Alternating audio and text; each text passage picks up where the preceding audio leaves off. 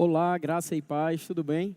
Então, eu estou aqui para falar com você um pouco sobre a matéria Justiça de Deus. É uma das matérias do Rema Brasil, você vai estudar durante 7 aulas essa matéria, e eu tenho alguns minutos para falar com você um pouco sobre essa matéria. Rapaz, quando fala de Justiça de Deus, a primeira coisa que vem na minha cabeça é logo o livro do início, lá Gênesis, no princípio. E eu lembro como Deus criou Adão, como Deus criou Eva. Mas antes de falar com você sobre isso, eu queria te fazer uma pergunta. Já que estamos falando de Gênesis e estamos falando do princípio da criação, eu queria te fazer uma pergunta. O que você entende por ser a Bíblia?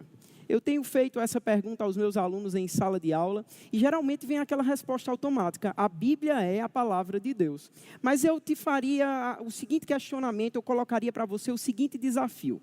E se você tivesse que explicar para alguém que não conhece Deus, não conhece a Bíblia como a palavra de Deus, não conhece o Espírito Santo, não é um cristão, como você explicaria para ela o que é a Bíblia? E aí, eu pensando sobre essas coisas, eu cheguei à conclusão que uma boa definição seria a seguinte: a Bíblia é um livro onde Deus conta à humanidade a história da própria humanidade. Ou seja, a Bíblia é Deus contando ao homem a história do próprio homem. E é essa palavra ou essa história que você vai conhecer durante os 2 anos de Rema. Quando você estiver estudando sobre a justiça de Deus, em 7 aulas, você vai ver sobre a criação. E lá no princípio, nesse livro que conta a história do homem ao próprio homem, Deus diz que foi feita a terra estava sem forma e vazia, o Espírito dele pairava sobre as águas, e Deus começou a falar. E ele disse: haja, e as coisas começaram a existir. E é interessante o momento que Deus cria o homem. A Bíblia deixa muito claro para mim e para você, lá no capítulo 1 de Gênesis, que Deus fez o homem à sua imagem, conforme a sua semelhança. Vamos ler sobre isso? Se você tem uma Bíblia com você, eu quero entusiasmar você a abrir junto comigo lá em Gênesis, no capítulo 1. Dá uma olhada no versículo 26, o que é falado. Ele diz: também disse Deus, façamos o homem à nossa imagem, conforme a nossa semelhança. Tenha ele domínio sobre os peixes do mar, sobre as aves do céu, sobre os animais domésticos, sobre toda a terra e sobre todos os répteis que rastejam pela terra. 27, ele diz: criou Deus, pois o homem, a sua imagem, aquilo que eu te falei, a imagem de Deus o criou. Homem e mulher os criou. E Deus os abençoou e lhes disse: sede fecundos, multiplicai-vos, enchei a terra, sujeitai-a, dominai sobre os peixes do mar, sobre as aves dos céus e sobre todo animal que rasteja pela terra.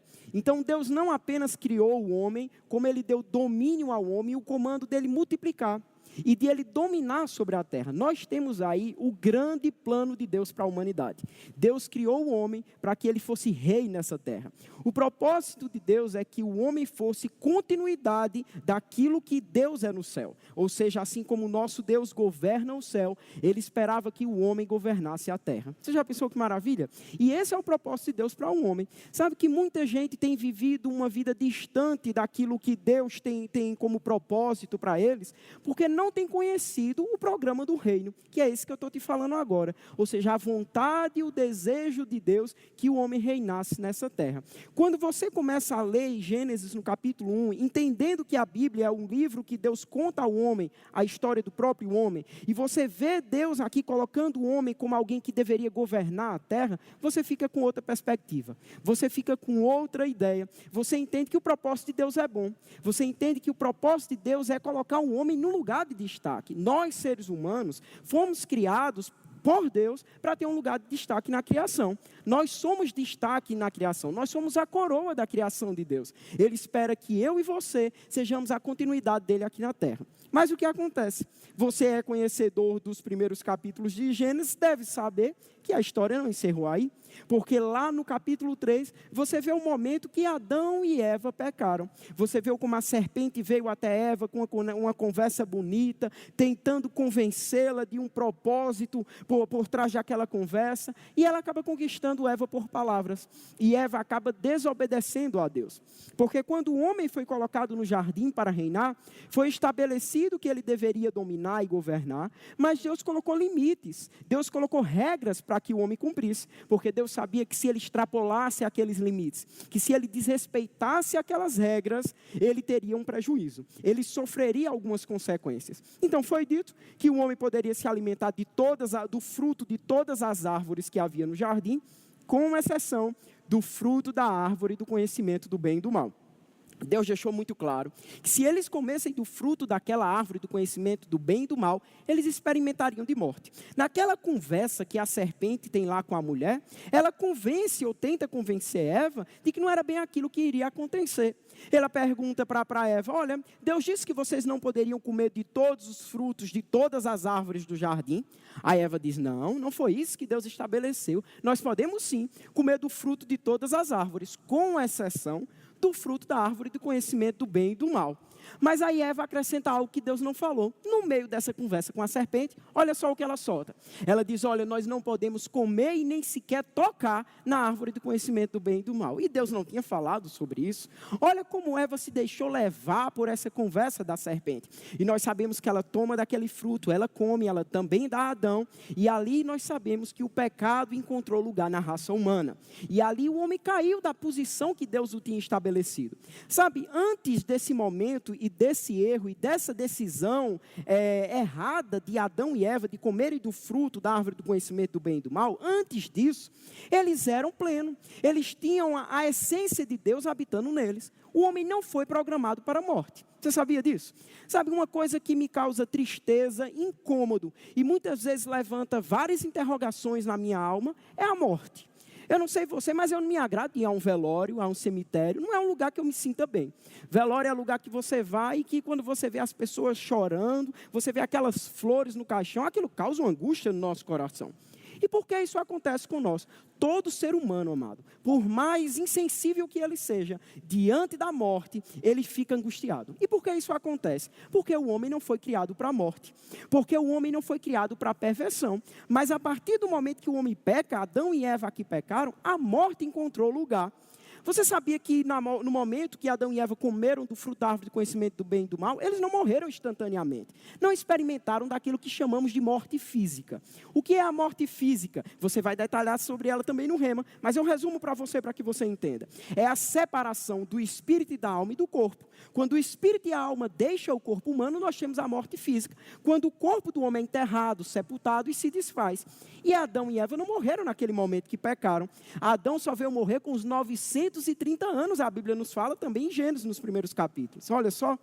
E o que foi a morte que Adão experimentou ali? Foi a chamada morte espiritual.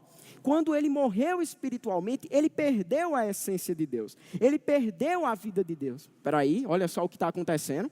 Antes nós tínhamos Adão num lugar estabelecido por Deus, onde ele reinava, onde ele era governante da terra, onde ele era a extensão dos céus na terra.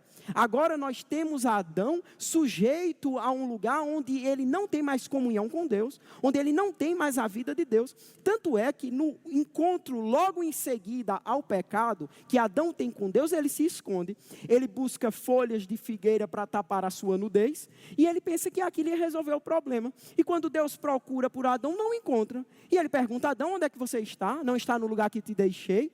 E não é que Deus não soubesse que Adão estava escondido. Não é que Deus não soubesse que Adão tinha ido buscar as folhas de figueira. Não, Deus tinha conhecimento disso. Mas a pergunta de Deus para Adão é, por que tu não está naquela posição de governo que te deixei? Por que tu não está vivendo o plano do reino que estabeleci para você? Por que você não está sujeitando, dominando, povoando a terra? Essa era a pergunta de Deus para Adão. E aí o que acontece? Deus quer saber de Adão porque ele não está naquela posição de reino que ele tinha deixado, governando, sujeitando, dominando. E aí Deus percebe que o homem pecou. E Adão começa a se dar conta disso com esse questionamento de Deus. E ele pensa que as folhas da figueira eram suficientes para tapar a sua nudez. Deixa eu te contar uma coisa. Adão pensava que as folhas da figueira poderiam justificá-lo. Olha só, e aí onde entra a matéria justiça de Deus. Adão pensava que tapar a nudez permitiria ou levaria ele de volta para o lugar de reino e de governo que Deus tinha estabelecido para ele, mas não é assim que funciona. E Deus deixa claro isso para Adão. Ele fala para Adão que aquelas folhas não eram suficientes. E aí vem a consequência. Deus comunica a Adão, a Eva e a serpente a consequência do erro deles. Muitas pessoas, quando leem sobre isso no capítulo 3, Deus falando das dores elevadas de parto para a mulher, Deus falando da serpente rastejando e comendo pó, Deus falando que o homem agora comeria do suor do seu trabalho, haveria fadiga no seu trabalho. Muita gente pensa que Deus está ali amaldiçoando a humanidade. E sabe que ali são palavras sim de maldição, mas eu quero te chamar a atenção para algo. Em Deus não existe dolo, em Deus não existe nada de perverso, nem de maldito. O que está acontecendo ali é que Deus está comunicando a Adão e Eva a consequência do erro. Iriam sim experimentar de maldição. Mas por quê? Em razão da desobediência. Quando o homem pecou, ele saiu da posição de justo, ele saiu da posição de santo, ele saiu da posição de reino, na posição que Deus o tinha colocado, de alguém que tinha a vida de Deus dentro dele. E agora ele vai, ele passa a atuar e ele passa a agir no território agora do pecado. Ele tem não mais a natureza de Deus, mas a natureza do diabo. Mas graças a Deus que essa história não encerra assim. E essa é a razão da Bíblia. Essa é a razão de eu ter te perguntado o que é a Bíblia. Essa é a razão de eu ter te dito que a Bíblia é Deus contando ao homem a história do próprio homem. Em meio a tudo isso, Deus solta uma promessa de redenção. Olha só, redenção. O que é redenção? A palavra redenção fala de resgate, trazer de volta, comprar novamente. E Deus começa ali o desenrolar desse plano. Vou fazer um resumo aqui para você. Deus colocou o homem para viver na terra como rei, para ser uma extensão dos céus na terra. O homem peca. E o que é que acontece? Um novo plano entra em atuação. É o plano da redenção, da salvação e do resgate. Deus quer trazer o homem de volta. Ele fala sobre isso também no capítulo 3. Vamos ler juntos? Capítulo 3. Você dá uma olhada comigo aí. No versículo 15. Tudo que eu te relatei até agora, você pode ler do 3 até o 15. Eu vou focar só no 15 com você agora. Versículo 15 ele diz: porém inimizade entre ti e a mulher. Isso ele está falando com a serpente. Entre a tua descendência e o seu descendente. Que descendente é esse? O descendente da mulher. Então Deus está deixando claro para o homem: vai haver inimizade entre os descendentes da serpente e o descendente da mulher. Aí ele diz no verso, na parte B do verso 15: este, falando do descendente da mulher, te ferirá a cabeça. A cabeça de quem? Da serpente. E tu, quem? Serpente, lhe ferirás o calcanhar. Olha só, você tem que entender, sempre que você estiver lendo a Bíblia, e você aprende sobre isso também no Rema, que você precisa discernir qual é o tempo e qual é o nível de revelação que temos para aquele momento. É o que nós chamamos de dispensações. Na dispensação que o homem está vivendo aqui, a revelação que ele tinha sobre cobra, sobre veneno, sobre morte, é a que está posta nesse verso. Então eu quero que você, para ajudar no exemplo que vou te dar e entender esse contexto, deixa de lado o conhecimento que você tem, por exemplo, de antídoto, o conhecimento que você tem dessas coisas. Imagina comigo, cobra venenosa, picou, o que é que acontece? Morte, causa morte. Então, nessa revelação e nessa estação, o que é que Deus está dizendo a Adão e Eva? Ei, olha só, o descendente da mulher será ferido pela serpente, e esse ferimento causará a morte dele, mas por meio da morte dele, ele esmaga a cabeça da serpente. Serpente sem cabeça perdeu o domínio, perdeu o lugar, perdeu o governo. O que é que está sendo falado aqui? É uma profecia sobre Jesus, gente.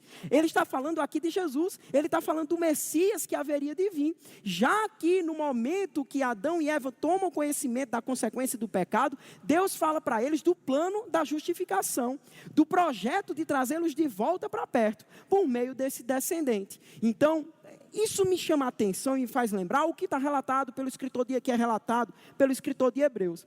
Ele diz que Jesus, por meio da sua morte, venceu aquele que tem o poder da morte. Ou seja, quando parecia que o diabo tinha vencido Jesus, é por meio dessa mesma arma, a morte, que ele vence o diabo. É o que está acontecendo aqui. A serpente pica, pensei, matei. Surpresa, a morte de Jesus é a vitória sobre a serpente. E essa morte é o que te traz novamente para perto de Deus. É o que te resgata. É o que a Bíblia chama, no Novo Testamento, do plano e do projeto da reconciliação. É Deus trazendo o mundo de volta para perto dele. Vamos ler sobre isso lá em Colossenses? Se você tem uma Bíblia, você acompanha comigo. Se não, acompanha na tela. Colossenses, lá no capítulo 2, é falado algo sobre esse plano da redenção. Colossenses capítulo 2, você vai ler comigo aí a partir do versículo 13. Colossenses 2, 13. Vamos lá. Colossenses, capítulo 1, desculpa. Colossenses capítulo 1, versículo 13. Olha o que é falado. Ele diz, ele nos libertou do império das trevas. Que império das trevas é esse? É o império que Adão passou a fazer parte quando pecou. É o império da injustiça, é o império da vergonha. Lembra como ele se escondeu? Todo o sentimento de injustiça, de vergonha, de desprezo, de falta, tudo isso veio da queda. É consequência do pecado do homem. É consequência da desobediência do homem. É o reino das trevas, é o império das trevas. Verso 13 de novo. Ele nos libertou do império das trevas e nos transportou, olha como está aí, para o reino do Filho do seu amor. Lembra que antes o homem vivia no plano do reino? Antes o homem vivia no lugar de domínio? Então ele diz, olha, quando o homem peca, ele cai para um lugar de império de trevas. Mas ele nos transporta de volta. Por meio de Jesus, nós somos trazidos do império das trevas de volta para o reino do Filho do seu amor. Continua comigo no verso 14. Ele diz, no qual temos a redenção, que é o resgate, e a remissão dos pecados. Agora a boa nova que eu tenho para você é essa. E isso vai ferver dentro de você quando você estiver vendo justiça de Deus. Isso vai mexer com o seu coração, com as suas estruturas. Isso vai fazer com que o seu casamento avance. Isso vai fazer com que a sua área financeira avance. A consciência do que vou te dizer agora. E você vai passar 7 aulas falando sobre isso. Jesus não apenas te trouxe de volta. Ele te trouxe de volta e te perdoou. E tem diferença nisso, Eric? Tem. E onde está a diferença? Amado, eu penso que seria uma desgraça Deus nos trazer de volta e não nos perdoar. Por que uma desgraça? Porque imagina você se colocar diante do Senhor do universo, daquele que é santo, puro e verdadeiro, e Ele te traz de volta para perto dEle, mas você lembra do pecado, você lembra da desobediência, você lembra do império das trevas, e essas coisas ainda te prendem. Ou seja, se você ainda está embaixo de condenação, como você vai viver livre, embora esteja perto de Deus? Você vai viver perto de Deus, mas condenado. Graças a Deus que não é assim que funciona, porque você tem direito à redenção, mas você tem direito à remissão. O que é remissão? Remissão significa perdão. Ele não apenas te resgatou, Ele te perdoou, amado. Quando você nasceu de novo, Ele te trouxe de volta para o reino e esqueceu dos seus pecados. Não importa o que foi que você fez, não importa o que você cometeu antes, isso foi esquecido. Te trouxe de volta e te perdoou. Ele te trouxe de volta e esqueceu do seu passado. Olha só que maravilha. Isso foi possível por meio de Jesus. O que é que está acontecendo, professor? O que é isso? Que projeto de Deus é esse? É Deus dizendo, eu te criei para reinar. O homem erra e cai desse domínio e desse poder de rei na terra, e Deus diz, eu te criei para reinar, te quero de volta. Ele traz de volta e diz, eu te perdoei. E Ele te estabelece agora, não apenas como justo, mas como justiça de Deus. Olha só que maravilha. Você ser chamado de justo já é bom demais. Mas ser chamado de justiça de Deus é muito mais poderoso, amado. Por quê? Quem é o justo? É aquele a quem não pode se atribuir culpa. É aquele a quem não pode se atribuir erro. É aquele a quem não pode se atribuir pecado. Justo. E Ele te fez assim. E a justiça de Deus? É alguém que permanece nesse estado de santo. É alguém que permanece nesse estado de perfeito. Eu quero te dar um exemplo bem simplório, mas eu acredito que vai te abençoar. Quando você quer ver o bom resultado de um direito seu nessa terra, você busca a justiça. Você busca a justiça para que o seu direito seja garantido. Não é assim que funciona? Agora, no que diz respeito à justiça divina que tanto falam por aí, que colocam até aquela frase que eu acho uma perversão da Bíblia, completamente distorcida, isso soa tão ruim aos nossos ouvidos, que dizem que a justiça divina tarda, mas não falha. Não, não é assim que funciona. Você precisa entender o que é a justiça divina. Ele te nomeou de justiça divina. Se quando na terra eu quero garantir a boa execução, a aplicação daquilo que é meu por direito, eu busco a justiça, no reino de Deus também. Quando eu quero ver em atuação aquilo que é meu por direito, eu busco o quê? A justiça. O mundo está buscando a justiça divina, amado. E a boa notícia qual é, amado? É que você a justiça divina. Você é a justiça que o mundo tem buscado. Então o mundo está buscando por justiça e você tem justiça para oferecer. Vamos ler sobre isso? Você olha comigo 2 Coríntios capítulo 5. 2 Coríntios capítulo 5. Dá uma olhada comigo lá. No versículo 21. O que é falado? 2 Coríntios 5, 21. Ele fala o seguinte: aquele que não conheceu o pecado. Quem é esse? Jesus. Ele o fez pecado por nós, para que nele, fôssemos feitos o quê? Justiça de Deus. Você foi feito justiça de Deus. Não existe mais condenação.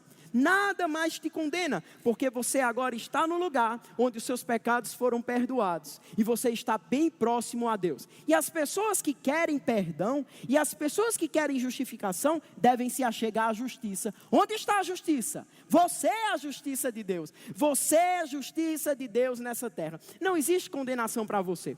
Uma coisa que vai acontecer muito com você nessa matéria, é que você vai se ver livre daquilo que te condenava. Você vai ter sua alma renovada, você vai ter o seu espírito em fervor, e você vai decidir avançar sem olhar para trás. E é isso que o Rema vem para fazer na sua vida, amado. Então deixa eu te falar uma coisa, começa de agora, pega sua ficha de inscrição, vai fazer o Rema, mas começa de agora, declara que você é a justiça de Deus. Quando condenação chegar à sua alma, quando o diabo quiser te condenar, lembra para ele que Jesus veio, e por meio da morte, ele venceu aquele que tem o poder da morte. Ele venceu o diabo, ele venceu o pecado. Não existe mais condenação, está tudo perdoado, o preço foi pago. Quando o diabo quiser te acusar de pecador, lembra para ele que Jesus se fez pecado no teu lugar, para que hoje você não fosse mais chamado de pecador, mas fosse chamado de justo, de justiça, de santo. Amém? Eu espero que você tenha ficado empolgado, e eu espero que você corra para fazer o Rema. Em 7 aulas você vai estudar a justiça de Deus, amado. Tem muita coisa para ser explicado. Os conceitos de justiça, o conceito de justo, você vai ver sobre a obra da redenção, você vai estudar sobre os sacrifícios de sangue na antiga aliança, você vai estudar sobre o plano da redenção. Então vem buscar essa palavra, vem ser ensinado e instruído na verdade. Eu espero que você tenha sido abençoado. Justiça de Deus. Glória a Deus.